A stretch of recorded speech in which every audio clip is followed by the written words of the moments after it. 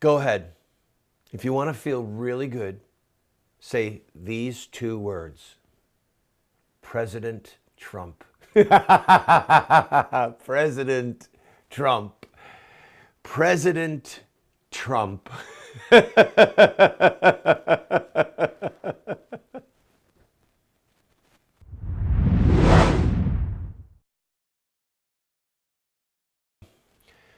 For the next couple of programs, we are going to President Trump. We're going to talk about various things: recriminations, who we should despise, where we should continue to put pressure so that, not that we have unity, not that we have unity, but that we finish the job, that we sweep certain things into the ash bin of history, okay?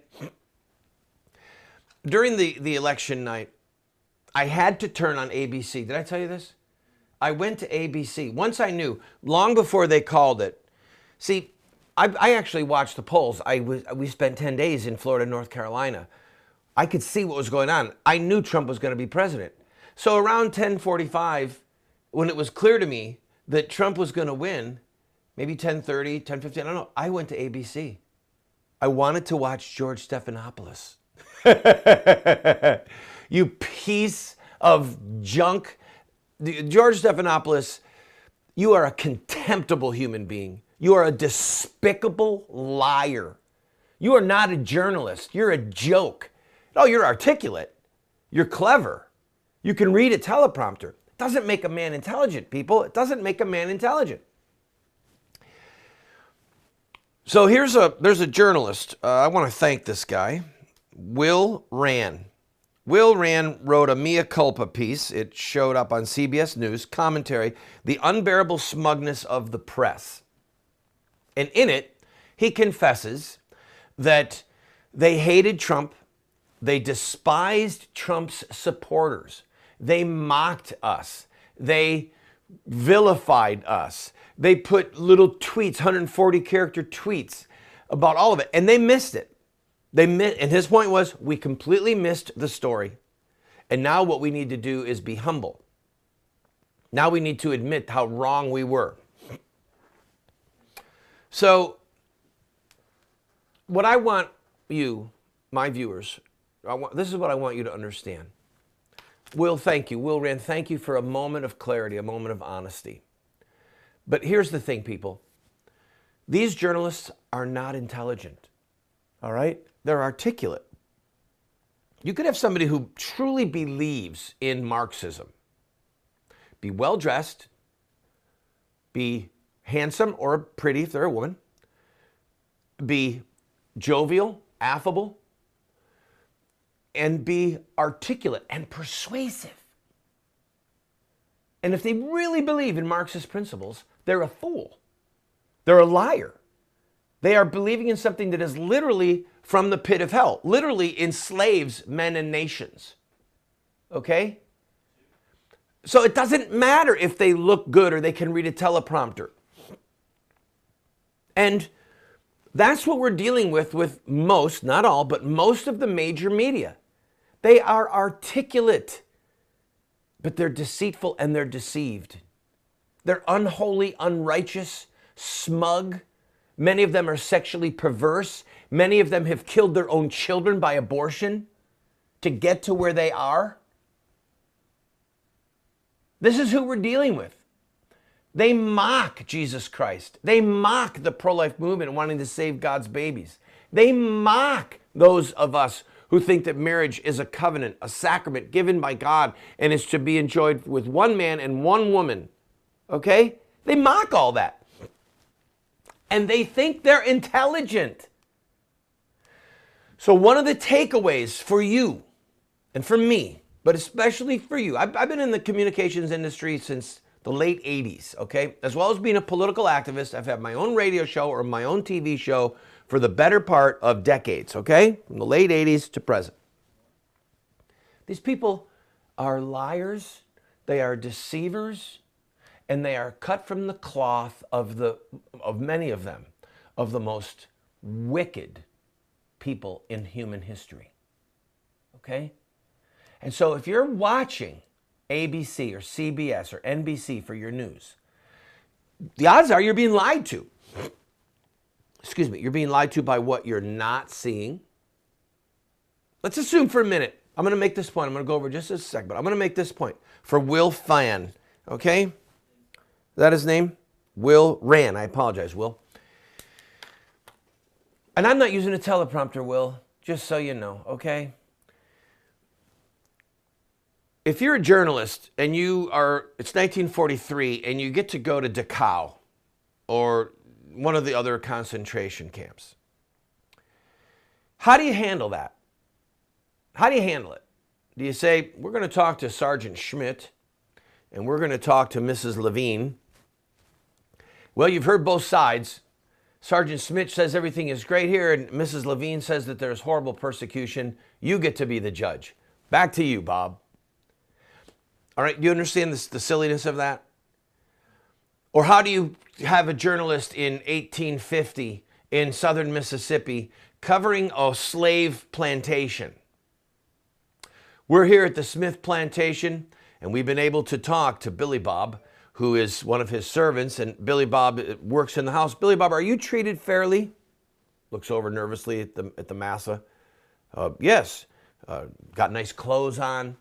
Of course, there wasn't a microphone back then. It would have been writing down and maybe have an artist showing the genteel life and how that blacks had come over from Africa where there was horrid conditions, and here they're taught how to read and write, some of them, and the gospel is preached to them. How do you have journalistic integrity on things that are an inherent evil? Okay? So if that journalist goes into the concentration camp and they're clicking pictures and they're rolling B-roll and they come out of that concentration camp and they don't show the victims, well then at that point they become collaborators. Do you understand?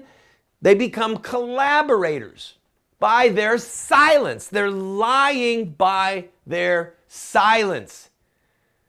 So just think in terms of 50 million dead babies. Think in terms of Hillary saying what she said in that last debate about partial birth abortion. She's demon-possessed, people. She's evil. She's talking about infanticide, the murder of a human being, and the press gave her a free ride. Will, did you even once run a story showing the pictures of what a partial birth abortion is all about? No. Do you give a damn? No. You don't care because you're perverse in your thoughts. You're actually ethically an evil human being. If you don't show what's going on in the concentration camps, if you don't show what's going on the slave plantations, if you don't show what's going on in Planned Parenthood with abortion and with pedophiles bringing in teenage girls to have their babies aborted or to get birth control so that they can be in a child prostitution ring, all of which is going on. If you don't show these things, you are the evildoer. You are the collaborator. You are the one with blood on your hands. You are a liar. And no, you're not intelligent. You're a fool. And you will give an account one day to your Creator. But right now, guess what? You're giving an account to us, the American people, because you have betrayed our trust. You have abused us. And now you can go to the back of the bus. I'll be right back. Donald Trump. Oh, I feel better. I just have to say his name. Donald Trump.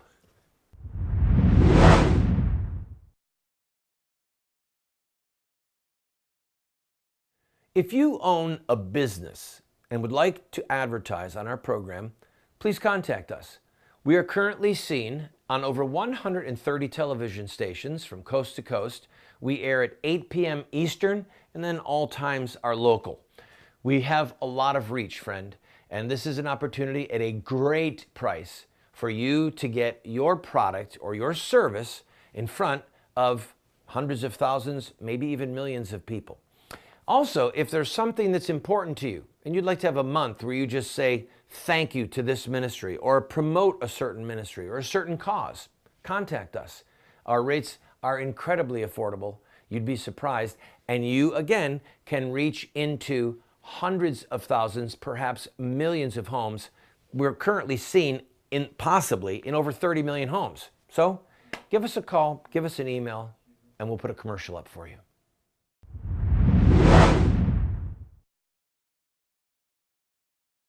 Will he reach out? Will he unify people? Will he cross the aisle? Will he moderate his views?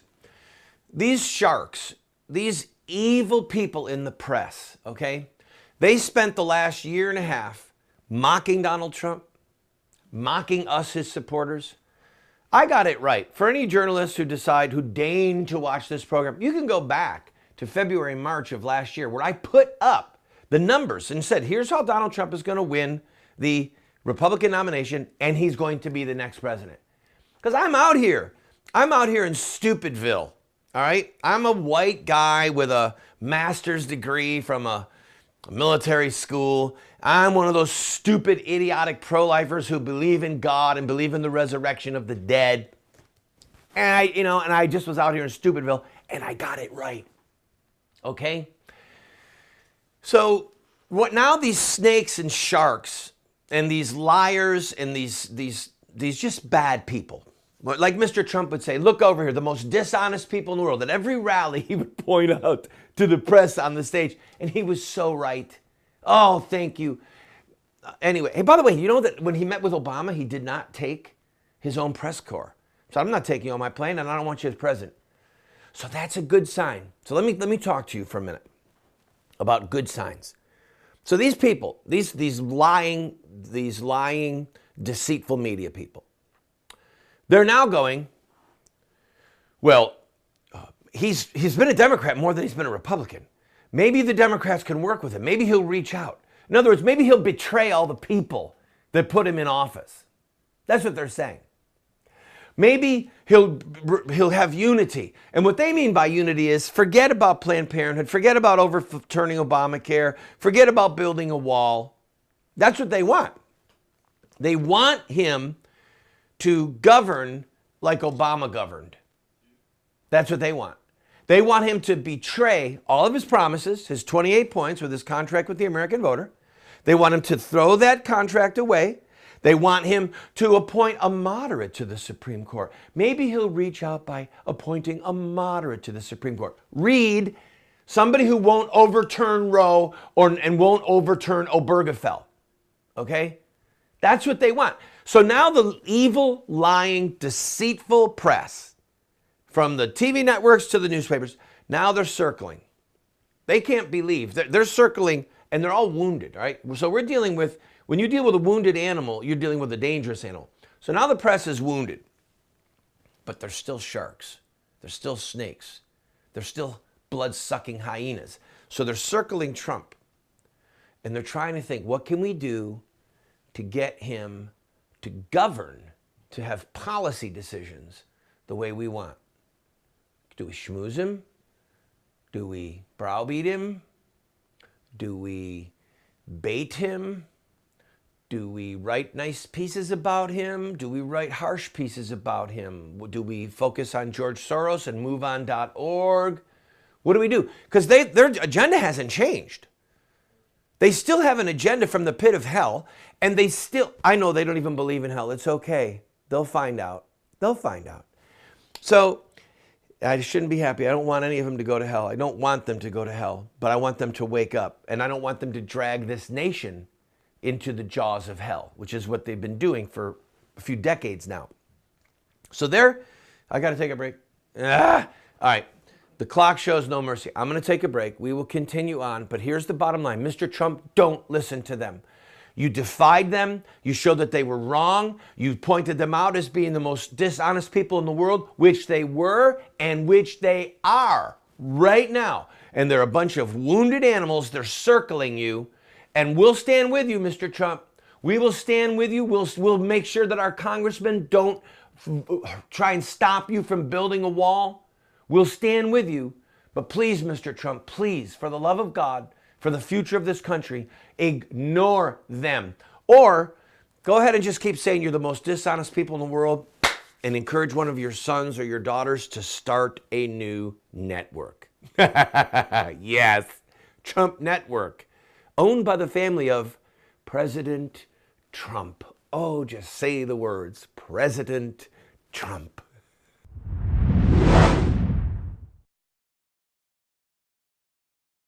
Friend, this program is supported by friends like you who believe in what we are doing. We run a very tight ship. Thankfully, we are on over 130 stations across the country, having tremendous impact. We get emails every day. We get letters in the mail, not every day, but almost every day. We hear from people who love what we're doing. What people don't understand is that it's sort of expensive to produce a television show like this. It doesn't require earth-shattering funds, but it does require financial help. So I am asking you, if you enjoy this program, throw us a $10 or a $20 bill every once in a while, or even a $50 or a $100 check. You see the address there on the screen. Your gifts are not tax deductible, by the way, because we want to be able to say what we want to say regarding politics without the IRS telling us no. So if you like the program, I ask for your support.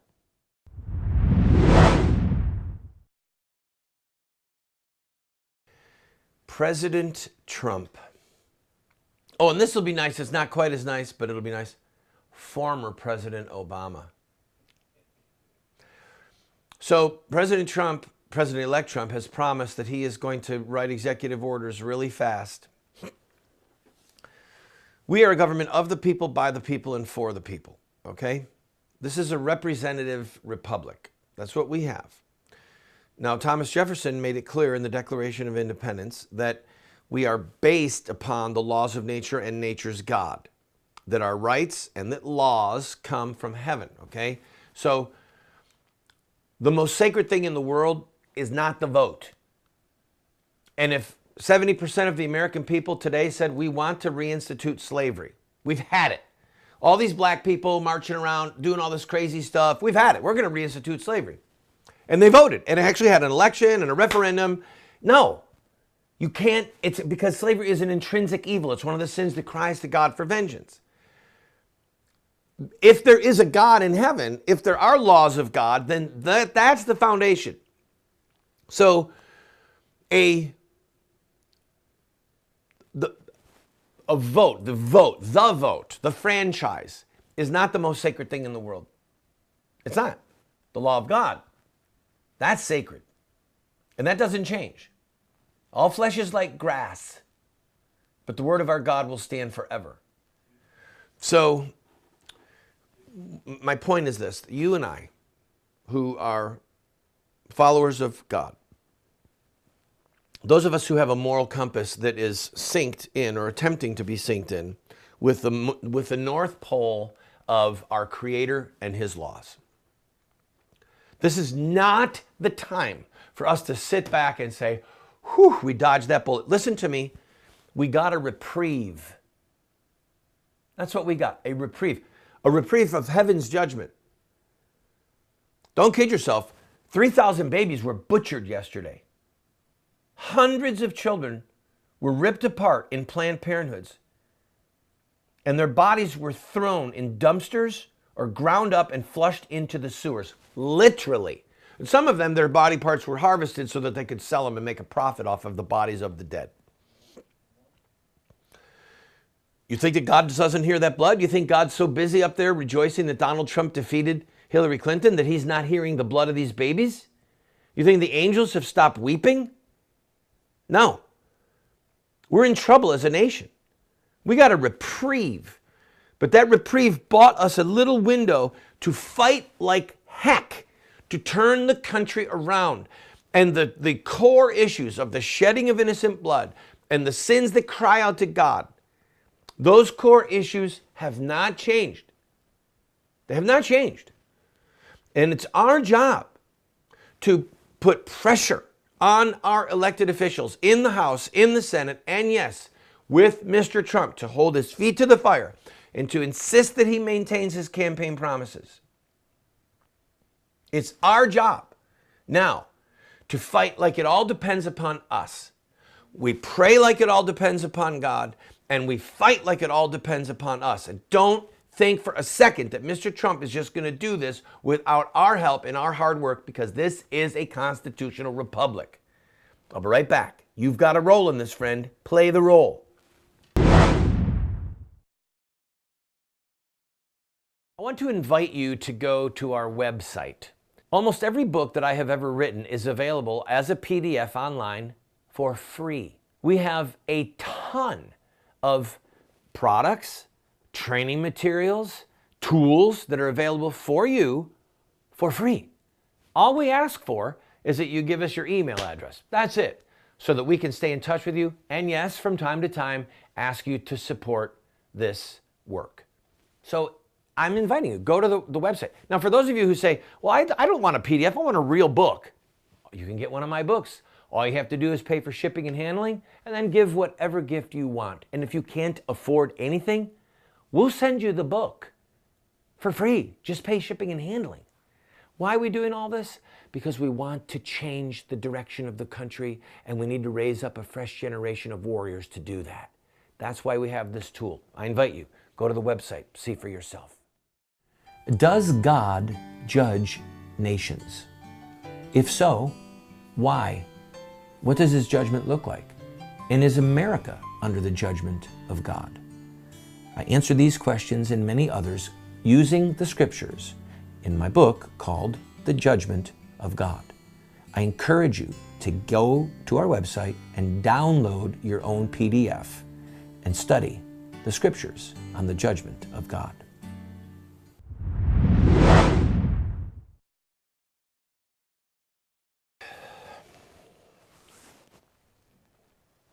In 3, 2. One of my living heroes, there's only a handful left for me, is Joe Scheidler. He's going to be 90 years old soon. I'm not a young man anymore. I'm a middle-aged man. We have got to have a new generation of warriors. But a warrior is somebody who makes war, okay? Unashamedly embracing, I am in the church militant. Jesus said, I did not come to bring peace. I came to bring a sword. He came to bring division. And the Roman Catholic Church and the evangelical superstars have spent the better part of the last 20 years catechizing people to be cowards. Not the church militant, the church flabby, the church irrelevant. Look at the Roman Catholic Church. Look at how few bishops fought against Obamacare. Look at how few of them said it's a sin to vote for this man, Obama, or it's sin to vote for Hillary Clinton.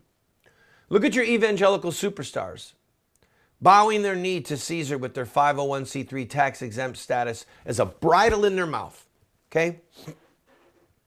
There's a handful of people out there, like Joe Scheidler, like myself, please God, others, who see the church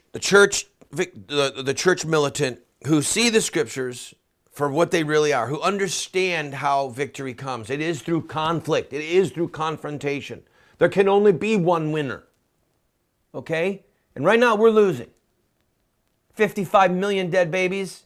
Let's just stop right there. Just the battlefield is strewn with the blood and the bodies of the innocent. So one of the reasons that I do this show, and we're going to continue in the show, and we're talking now, I'm praying now, how do we tune this program to help you to become a force? All right? When I led the largest civil disobedience movement in American history. We had over 75,000 arrests in a 7-year window. It's 10 times what the civil rights movement had from 1958 to 1968. They had about 7,000 arrests. We had from 1987 to 1994, 7-year window, over 75,000 arrests for peaceful protests. Most people watching this don't even know it, the younger ones especially, because people who are victorious, they write the history. So we're going to teach you, we're going to use this program to teach you how to be a force, how to deal with the press, how to go after bad people. If I lived in New York City right now, I would be going after George Stephanopoulos. I would find the home addresses of every single one of these people in the press, every single one of the leaders of CBS, NBC, ABC, New York Times. We'd be camping out in front of their house with signs saying, "A liar and a traitor live here." And when they come out, we're just yelling at them, "You lying thief, you lying, despicable human being." "Randall, that's not very nice." "Yeah, Read the prophetic books in the Bible if you want to get a feel for what's nice. I'll talk to you tomorrow.